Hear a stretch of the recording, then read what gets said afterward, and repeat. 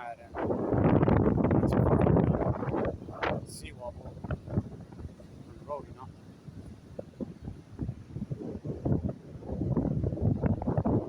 It's a very strong waves right now.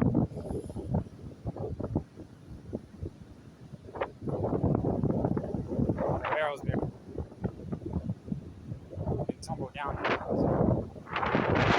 Strong waves, you know.